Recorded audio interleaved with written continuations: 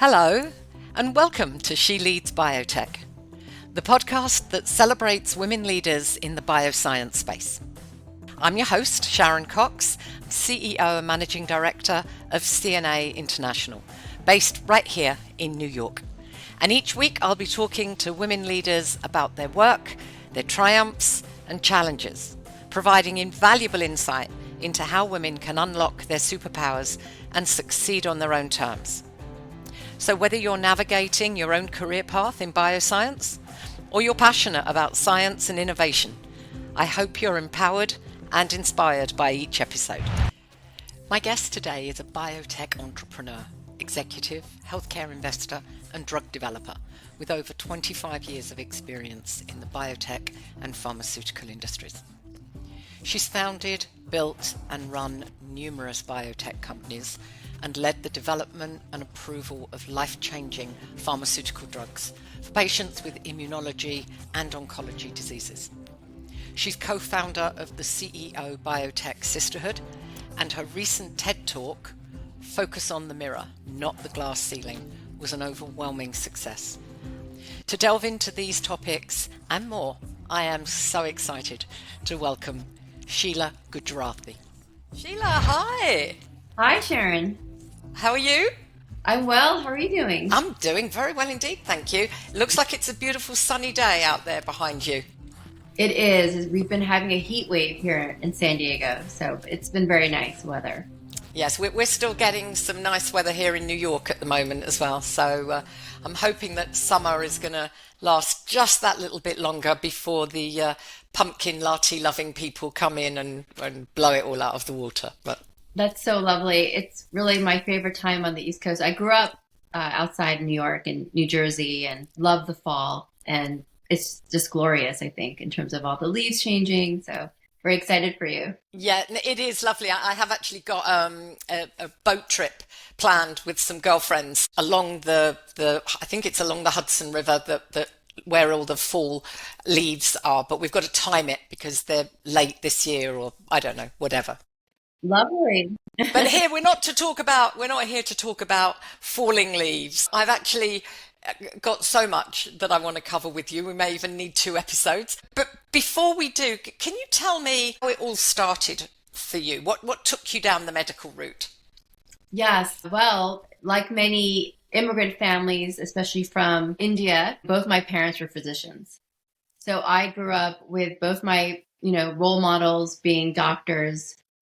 They came over in the late 60s from India when there was a shortage of physicians. And that's actually how they were able to get visas and settled on the East Coast. And so I grew up with both of them as role models. My brother is a physician. So I was told from a very young age that I was going to be a doctor. And so that was it. And and so I really followed their footsteps on the medical path. But during that time, I actually found that I really, wasn't clear if I wanted to be a practicing clinician. But that's how I got into medicine. Right. But you practiced for a while, right? You did internal medicine, right? Yeah, actually, I I went to a 7-year medical program. So again, very dedicated to medicine. I did engineering undergrad, and that was a terrific background, especially for what I do now. And did my residency at the Brigham and Women's Hospital in Boston in internal medicine. And then I moved to the Bay Area and I did my fellowship in allergy immunology with some rheumatology training at UCSF in Stanford. Really during my fellowship, I figured out that I didn't want to be a practicing clinician, and I wanted to explore careers outside academic medicine. Okay. And that's basically when I decided to leave medicine, was really after my fellowship training. And the first step for me was actually going to a consulting company called McKinsey. Yeah. So I went to go get some business training. And so I went to McKinsey and I moved back to the East Coast and worked out of the New Jersey and New York offices. Okay. And your first area in industry was with Genentech, is that right? That's correct. After my time in consulting, I decided that, I was exposed to a lot of different companies within the healthcare space, including payer providers, so hospitals and other provider practices, and e-healthcare startups were really prevalent at the time. And I did a lot of work with pharmaceutical companies, so large pharmaceutical companies up and down the East Coast. But taking all of that into consideration, and then my strong academic roots and the training I had had, and my love for immunology and cutting edge research, I decided I wanted to go into biotech. Right. And then putting all that together, I said, well, what would be the best biotech company in the world to work for at that time? And I thought it was Genentech. So that's when I moved back to the Bay Area and I joined Genentech. And that was my first job as an employee in a biopharmaceutical company. Okay. And what was that experience like for you as a woman at that time being in Genentech? Yeah, it was, first of all, very, very exciting because Genentech was just an amazing company. When I joined, there were about 2,000 employees. And during my time there, it grew to 10,000 employees. So Wow. it was this incredible period of rapid growth and expansion. Not to mention, we had tremendous successes, both in the immunology as well as in the oncology therapeutic areas. I remember there was one year where we got 3 drugs approved. Actually, there was a few years like that where we had multiple drug approvals, which was, kind of unheard of, Yeah. in the industry. So very exciting time. And I learned a tremendous amount. So I was very much, new to drug discovery and research. And actually, I was one of the few or the only consultant that I knew of. I started in the commercial organization, but realized that I really fell in love in R&D and I moved to R&D. So I kind of started over on the R&D side, really with my clinical training, being a medical director, medical lead, program lead, IND filing lead. Franchise leader. I was doing a lot of really kind of hardcore R&D work. I loved it. It was amazing. I would say to your question, it was reflecting back, and I was thinking about this recently. There were very, very few women in our industry. At Genentech, there were a few women in leadership roles, which was incredibly helpful because we saw, powerful women leaders running R&D and running commercial, which was very inspiring. But very few people of color, I would say, at that time. So you definitely, one of the first, the only, to, quote some popular phrases, but very exciting. So while there were women leaders and women in the company, still predominantly a more masculine organization, especially in the R&D area, because Sure. they're mainly working with men, in these different disease areas and in really functional areas, I would say, in research. Okay. And so after Genentech, did you move into smaller bio companies? What was your path after serving your apprenticeship, so to speak, in Genentech? Yes, well, I learned so much and I was really able to take on increasing roles of responsibility. So it was, by the time I was there, I actually ended my stint in Genentech running the Avastin franchise, which was the biggest drug at Genentech at the time, across all tumor types. Tremendous experience.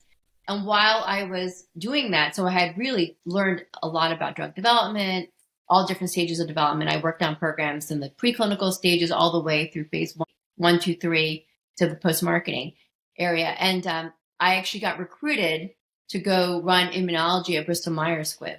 So they reached out to me to become what we call a therapeutic area head. Yep. And so I actually decided to go and get some more experience in large pharma. I really wanted to work for a global pharmaceutical company because Genentech was very US focused and we had a lot of partnerships with Roche. Yep. Before they acquired Genentech. So I did a lot of work with my Roche colleagues as on these franchise teams or program teams, understanding ex-US development, regulatory approvals, and commercialization. But the ability for me to run a global therapeutic area and get that continued training and apprenticeship and leadership opportunities, it was very exciting. So I decided to leave Genentech, which was very difficult to do because it's such an exciting company and I really enjoyed the culture, and moved back to the East Coast and ran immunology at BMS. Right. And that was, again, their very interesting experience. if you're going to ask me about what it was like to be a woman at BMS, I can also comment on that. So I was one of two women on the R&D leadership team. So there it was actually a more stark contrast. Right. Even Genentech, when I moved to the big pharma company, there were very, very few women in leadership roles.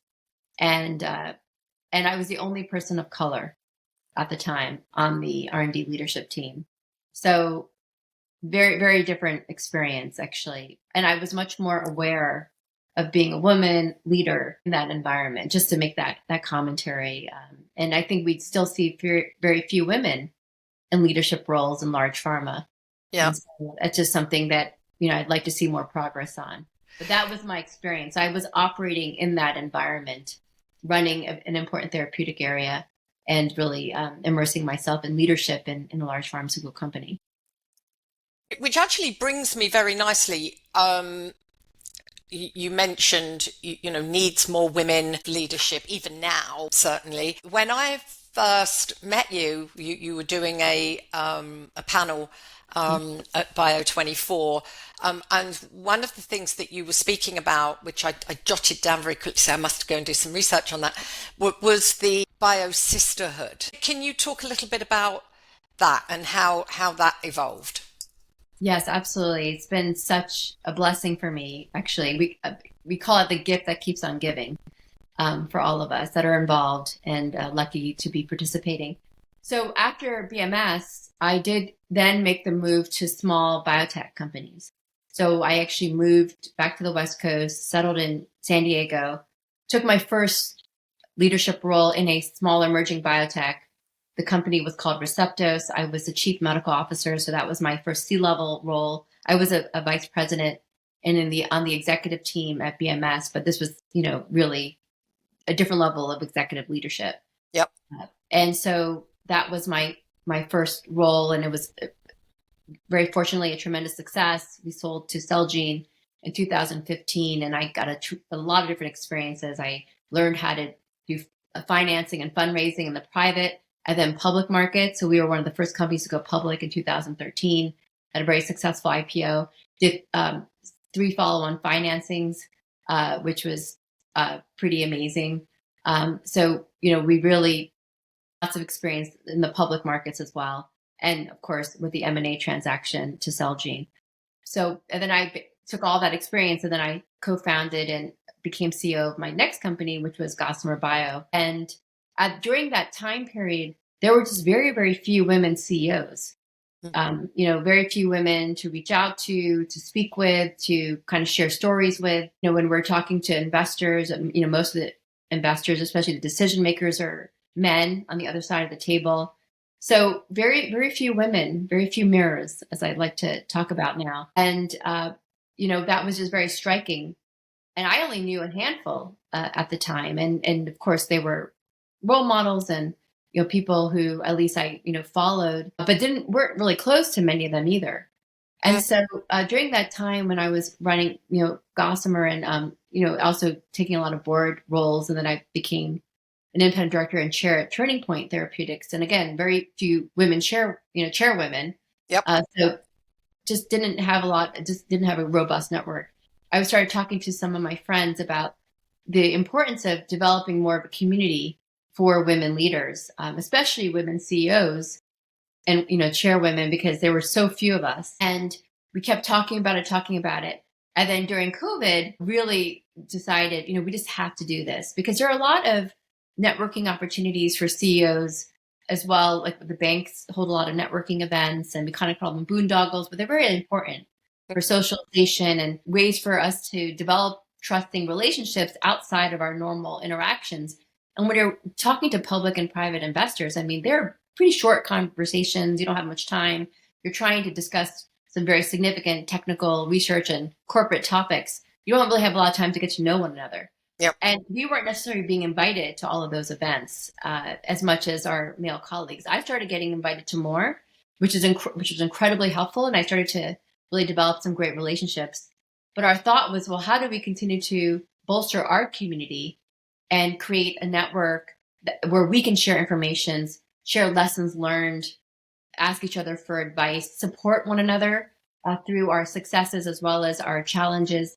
And so that was in 2021. We talked about 2020, 21, and then we decided to pull this together. So we started this Biotech CEO Sisterhood really through our first summit that we held, which was our in-person weekend meeting in 2022.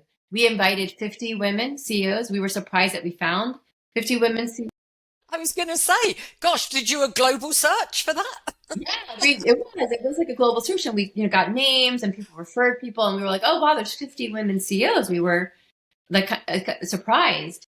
So we invited 50, 25 immediately said yes, and they came, and they were this remarkable group of women. And we had a magical experience supporting one another. It was a very safe environment.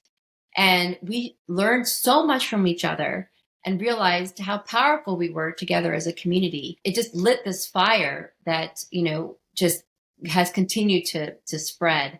And I think it also highlighted the unmet need in our industry, where many of us felt like isolated islands. We were on these islands and doing the best we could, or in these boats, really paddling and trying to stay afloat.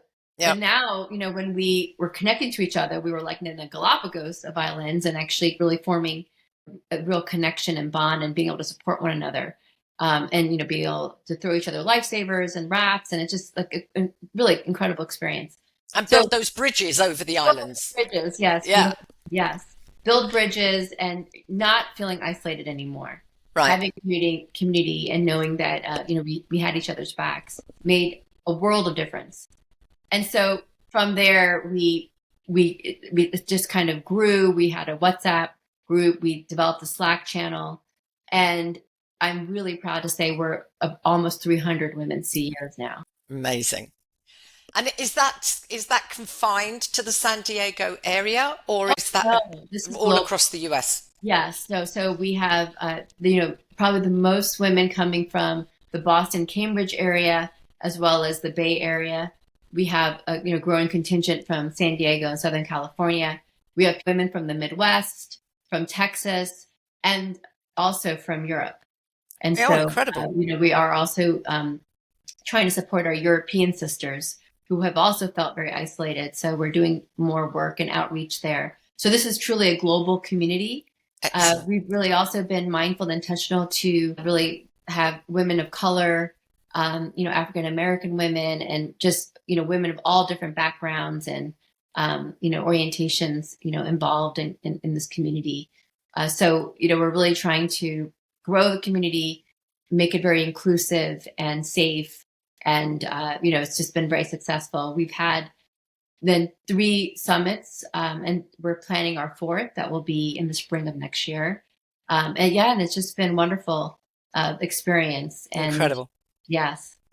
Excellent. Well, congratulations on that. I know that you were speaking passionately about it on the panel. The trouble with panels is it's got to move on to talk about other things. And I could have listened to you chat on about it for the rest of the afternoon. And I wish you every success with that growing even further, because certainly it's something that I have come across when even putting this podcast together, speaking to women, and there's a theme of, there's the loneliness in some areas and the lack of networking opportunities to actually be speaking. So I think it's a great thing that you do. And it's very powerful from a business perspective. Like we sponsor one another. We have had a lot of success stories coming out of this community and networking. We've started companies together. We have done business development deals together, are getting each other roles. We are giving each other timely and urgent and necessary advice. We navigated the SVB financial crisis together, as an example. We are helping each other understand who are great vendors and bankers and investors to work with, board members, employees, key talent. We are sponsoring the next generation, so we're doing more work and emphasis on that as well. And so people have come to me and said this has been a transformational experience for them to be involved with the sisterhood. and given them courage to take on that next CEO role Yep. or step into a public CEO type of experience and, pursue their dreams. I think it's been eye-opening for all of us involved, how much strength and support we are gaining from one another and how much that's, really transforming our personal and professional lives. And so I really wanted to share that more. I do talk about that in my TED Talk, which I know we're going to discuss, because it was so eye-opening and insightful for me personally to experience that and understand, oh, this is what it must feel like, to know that you belong, to know that you're not alone, and to know that you have a strong support network behind you. With that support and confidence, you can do anything. It makes such a difference, doesn't it? From just the enabling someone's mindset to be able to switch, because you know that somebody may be at the other end of a phone or a Zoom meet or whatever, that you can just run something by. I think it's incredible. Yeah, I'm a lifeline for many women. I've been a lifeline, and that's kind of also how this started. But I should have also discussed that when we first started the sisterhood, was that a number of us had been a lifeline for each other. Yep. And we were like, wow, that really is helpful. We need to do this for ourselves more and for other women. And for other women. Yes. I think that's the important area, isn't it? Is recognizing that by helping other women, we're helping ourselves as well. I have come across still little snippets of that kind of 80s feel that you must still, listen, I had to go through hell, and so you should as well, because it's going to be character building, and still that kind of clambering on the back of women to get to the next step. And it's encouraging to see that certainly more and more women that I'm talking to that are really saying, look, how can we help? What can we do to help somebody else? Because by doing that, we know it helps us. So I think it's an amazing thing you're doing, along with all the millions of other things that you do as well, which we've touched on, board chairs and board members and everything else. You're also a wife and a mother. Beautiful family, I have to say. They're just adorable. And I saw a quote recently that was yours, of that there is no work-life balance, only prioritization. What does that mean to you, and how do you live the what you say? Yes, no, it's so important. I'm so thankful that you brought that up as well. Yes, when I first started out, and I have as one of my role models is my mother, who's brilliant. She was a gold medalist in her medical school in India, as one of the few women in her medical school class. Yep. And still being top of her class, coming to this country, being a full-time practicing physician, raising us, and amazing cook. That just did it all. She just did it all and made it look simple, I can imagine. Yes, that was like, so it's also the societal, but also the cultural, for me, being of that background. It's like saying, well, or the expectations are we have to do it all. We have to be this amazing supportive wife, a phenomenal mother, taking care of the house, homemade meals every night, and then being really, really successful professionally. And I've had a lot of ambition, and my colleagues have had a lot of ambition, and we're like, well, how can we have it all? And the pressure we put on ourselves is so significant. And just kind of hearing about, well, this, like this idea, this perfectionism, it's almost this perfectionism, which plagues us. And I see this with so many working women, because we are trying to do it all. And some women have opted not to have children, very respectful, of course, of everyone's personal decisions. For those of us who have gone down this path, we're like, well, I can't clone myself, but how do I do this? And then this relentless pursuit of perfection is so damaging for ourselves, for our psyche, for our self-concept, for our self-esteem. And so then I just realized, it just kind of hit me at one point. I'm like, this whole ideal of work-life balance just doesn't exist, because, for us to, be our best selves at work, and especially for areas we're passionate about, we're giving our all. Yeah. We're also giving our all at home. Yeah. We're kind of giving our all everywhere. And And you can't be in all places at the same time. It just is not possible. So then just realizing, wow, well, but you have to prioritize, and you have to be intentional, and something's got to give, and you have to be okay with that. Yep. So what are you okay with what's going to give? And so that's really when I realized, okay, just try to be mindful about what I'm doing here and come to peace and to terms with what that looks like. And what I have found in my career and life is that they're just different stages. Yep. There are different stages of when you prioritize your career, when you prioritize your spouse's, your significant other's career, when you prioritize your children, and what comes at you are all these unknowns. People who have children who have disabilities or are dealing with certain challenges, you have to be there for them. And there are just different times in our lives, and you don't know what's going to come at you. And then you have to respond to that. And so for me personally, what that meant was I chose to spend time at home when my kids are older.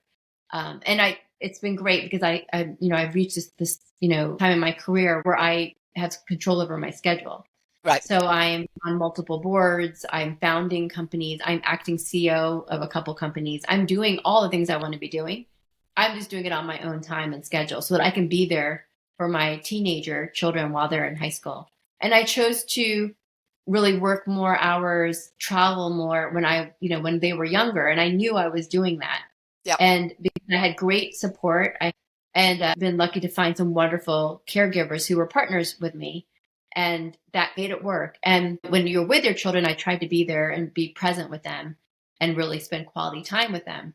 But during this, but you do have to decide what you're going to do. So now, in terms of compromise and sacrifices, I was approached to be head of R&D for a big pharma company, which was an amazing opportunity. And I turned it down, because it was going to entail so much travel. And because I had, I know what it's like to work in large pharma, and I loved it. I love being a leader, in those organizations, because I think there's so much impact you can have, and running a huge portfolio, very meaningful. But it takes a lot. It's a 110, 150% type job to run those big portfolios, and it's different. I felt like that I would be prioritizing that over my children, Yep. and I only have a couple of years left here with them until they launch and they fly off. Yep. And I hope they return. I hear they do, but you just, and so I made that decision to turn down a wonderful opportunity and continue doing what I'm doing, which is, again, great, still full-time work, and lots of, and I have my own portfolio, and I'm loving what I'm doing. I'm chairwoman of 5 companies, and I'm, again, founding and everything. And it's just so meaningful. I'm learning a ton. But that's, those are some compromises to just give you some real world examples of what I've gone through. Yeah. To say, okay, I'm going to do these things because I have to make it all work. And I just didn't want to compromise quality time spent with my children during these last few years where they're at home. And I think that's the thing that you have to go through is, as you said, to come to terms with that.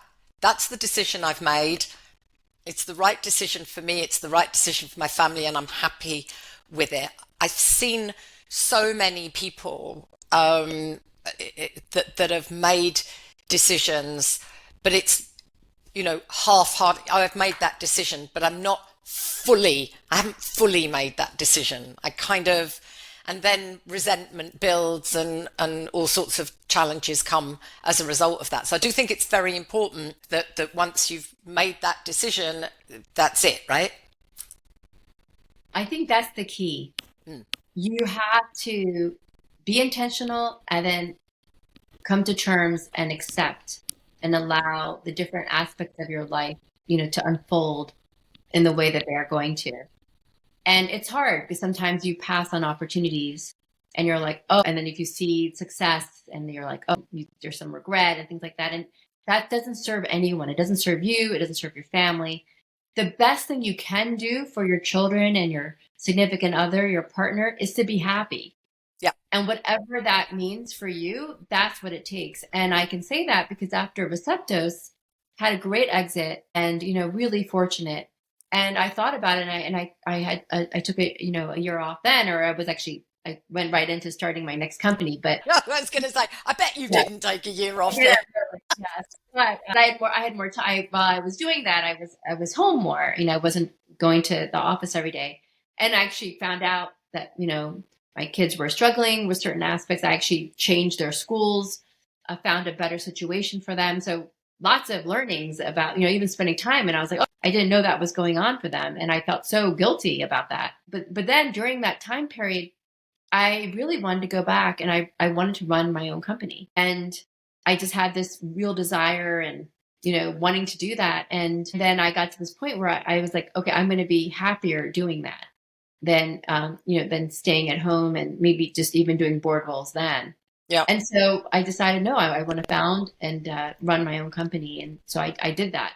But I had peace around it because I had spent some time there, and I felt that, and I realized I'm going to be happier than my kids, will benefit from that because I will be peaceful and doing what I want to be doing. Again, it's just all these things, knowing yourself, you making these decisions, and then you going out into the world and being your best self, which, when you're doing that professionally, you'll be doing that personally. When you're doing that personally, you'll be doing that professionally.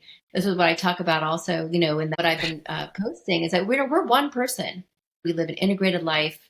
We're not someone separate at work than we are at home. Let's be authentic. And that, especially for women, is where we derive our power, being our authentic self. Being our authentic selves. Absolutely. And interestingly, that brings me on to my next. I love how this flows without any intention whatsoever. I think it was only a couple of days ago that you posted about posting more and people posting more on LinkedIn. Now, this is something that I've been advocating for quite a while, particularly in the bio space, because what I've found, having been a recruiter in numerous sectors, there are some where people are much more post worthy of anything, and others not so much. And the bio space seems to be, companies will post if they've had a trial success or great data has come through, or they've just secured, huge funding, fabulous. The individuals within those companies, not so much. And particularly over the last difficult couple of years, I've been having conversations with candidates who, for the first time in their lives, have found themselves, not walking straight into the next opportunity. It's been a challenge.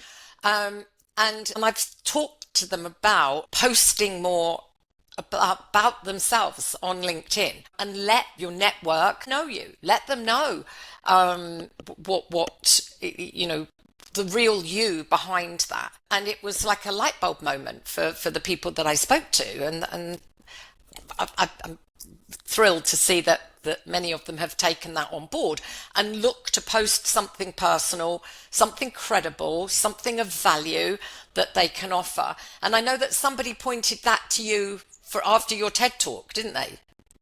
Yes. I think one thing that's given me a lot of strength about posting more is the reception I've received.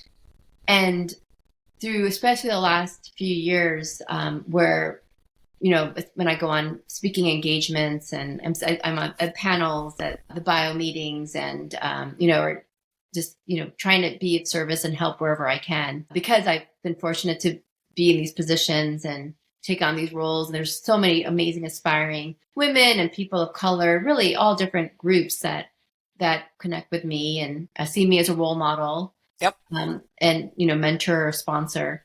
But they've said, thank you, Sheila. Thank you for posting. Thank you for being out there. Thank you for sharing, because I don't feel alone. And you're, giving voice to some of my fears and my insecurities, my doubts, even your shame, even my shame. Like, what is that? Let's dispel that. And that was all of that feedback was eye-opening, to say, oh, wow, that gave me the courage to put myself out there more, because it was helping others. And I didn't know that to the degree that, that was happening. And I speak about this with my other colleagues who are also posting more. And again, that we're like, oh, wow, because normally I wouldn't do this. I'm a very private person. I don't really want to talk about my children or these aspects. But I also have come to understand how important it is, to your point, to show our authentic selves and not have this facade that we're all perfect and that it's not messy and that it's not challenging. Because then people look at you and they say, oh, well, I can't be like her, or, she always looks this way, or, and that's not reality. No, and she must have it all, and she's so lucky. Yes. And I think it's great for people to see somebody who looks like they've got it all and they've got it all figured out, to be able to say, actually, do you know what? I don't have it all figured out. I'm still working on it. It's works in progress, but I don't have it all figured out. Actually helps somebody else to say, well, then I'm going to keep trying, because obviously then there's a way through for me for that. That's the most important thing. It's hard. This is hard, what we're trying to do. And biotech, it's very hard. I mean, biotech, I think, is one of the most challenging industries because there's so much uncertainty in what we do. And what drives us is to help patients, to serve them and their families, to develop meaningful therapies. That is my North Star. But my God, getting there, threading. It's a roller coaster. It's a roller coaster. And it's not an easy industry. And the way it's set up with the news and the blogs and how critical we are of ourselves and each other, it's, I would love to shift that to really being more supportive of one another. And to your point, yes, keep trying, be resilient, pick yourself up when you fall, because we fall a lot. I have fallen a lot. What's most important is that we pick ourselves up and we keep trying to figure out. And by the way, all of our drugs that are approved, most of them have also almost failed or gone to the graveyard, not once or multiple times during their development, plan. And there have been people who fought to keep that drug alive and to do that next experiment or try to figure out that safety finding. And that is, and their perseverance and their grit and their resilience is why we have some very meaningful drugs on the market today. So those characteristics that we bring to our work in terms of developing meaningful therapies and devices and diagnostics for patients and for our healthcare systems to develop life-changing therapies is what we need to do for ourselves. And so that is so important. So put yourself out there. Don't be embarrassed. Don't be afraid to be who you are. And just know that you're going to face failures. You're going to stumble and fall. And that's just part of the journey. And it makes you stronger. Yeah. That's made all of those experiences has made me who I am today. It's how you deal with the failure, isn't it? And what the next step is from that, whether you go and hide yourself in a cupboard and never see the light of day again, or as you say, dust yourself off and say, okay, let's move on. I've done that more than enough times in the 8 years that I've been here, I can assure you, by myself. So I get it. I mean, I can't believe the time is racing through, and I know that you've got lots more that you've got to get on with. And I know you don't want to say too much about this because I know the video is coming out. I can't wait. I'm very excited. Your TED Talk, the response has been phenomenal from what I've seen. For anybody who doesn't know, it's focus on the mirrors, not on the glass ceiling, right? That's correct. What can you tell? What can you leave us with as a little taster before the video does come out? Yes, I'm so excited to share this more broadly with the world. And I was overwhelmed by the reception that I got in San Diego at the local TEDx event here, the TEDx Women San Diego Moxie event that we held. It was a wonderful crowd, but the way the audience responded to points and my messages was overwhelming. And that's why I just can't wait to share it more broadly. And again, you continue to put yourself out there, so you just never know. Right. But, when I was asked to do this, someone approached the TEDx organizer approached me earlier this year and said, would you be willing to give a TEDx talk? And I was like, wow, what a wonderful opportunity and platform to continue to do this work that I been dedicated to my whole life, but definitely even more intentionally in the last few years. So that's where I chose focus on the mirror, not the glass ceiling. And it's really all the different topics that we're covering today. It's meant to be a message of empowerment where we are enabling ourselves and setting ourselves and each other up for success. So when we talk about the glass ceiling and all the past experiences we've had, a lot of it feels like it's out of our hands. Mm.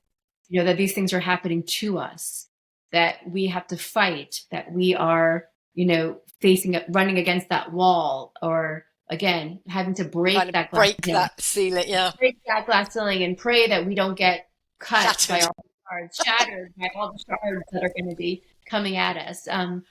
Very visual images, but not very empowering, enabling, or inspiring in some ways.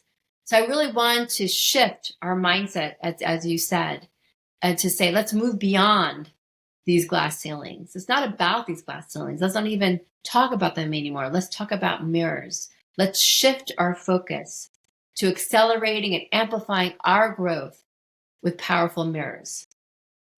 What does that mean? And how do we do that? And what are they? And so that's what my talk is about. And it's really touching upon a lot of the topics we discussed today.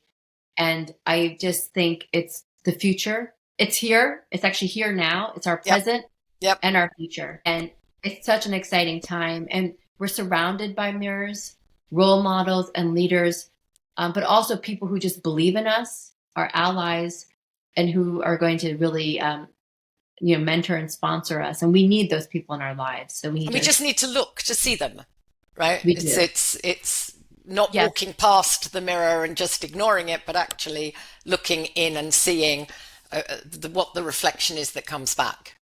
What I say in the TED Talk is surrounding ourselves with mirrors. Right. Well, I won't push you to say any more about that, I promise. But you have to promise to come back and do something in season 2 of the podcast where we can talk about that. So I would love to. The final thing I'm going to leave you with, Sheila, is obviously that there are women out there aspiring to be you, to be where you are, or something similar. What's a piece of advice that you would give to that woman who might be feeling a little unsure right now? Yes, my main piece of advice, which has been for myself in the early stages of my career, is to really believe in yourself. Because it does start with ourselves. And, we are sometimes our own worst enemy. We are the problem, we are the solution many times. So believe in yourself and do whatever it takes for you to believe in yourself. And know that it's okay to have doubts, to feel like an imposter, to have fears. I woke up one day and realized that I had been living most of my life in fear. And I was shocked to understand that about myself. Living a very high functioning life and a successful life, but nevertheless, one from that place of fear. Mm. And so my message really, first and foremost, is for women to believe in themselves and to have their own back. And then, of course, all the messaging around mirrors and surrounding ourselves. Get the mirrors around you. Yes. But starting with ourselves. Make sure they listen to your video when it comes out. Do we know when it's likely to come out? Hopefully in a few weeks. So, it should be coming out fairly soon. Okay. So and then we can talk about that. But I also talk about this in the TED Talk, where it starts with ourselves and holding up our own mirror. Right. So we do have to start with ourselves, to believe in yourself, do whatever it takes for you to do that. And I actually have a lot of ideas and tips that I'll be talking about in my social media posts. Well, I know I'm going to keep following you because I think you're so inspirational. I actually said, I'd love to be Sheila when I grow up, but I'm already way older than you are, so well past that. But no, we're all in this together, and I'm so glad that you're doing this, and you're giving all of us opportunities to continue to share our messages, and for you to share really your very positive, inspiring messages and wanting to support other women and leaders. So. Thank you for doing this. Thank you. It's been an absolute pleasure. I will let you get on with the rest of your day, and I look forward to continuing to see what you do next. All right. Well, wonderful. Thank you, Sharon. Thank you. Bye-bye now. Okay. Well, that's it for today's episode. Thank you so much for listening. She Leads Biotech is brought to you by CNA International USA. a woman-owned boutique search firm based in New York. If you're looking to hire talent for your company or want support in achieving your career goals, please reach out to me at contact@cnaint.com. I hope you enjoyed this conversation. And remember, the success of every woman should be an inspiration to another. So don't be afraid to share yours. Thanks again for listening. Until next time.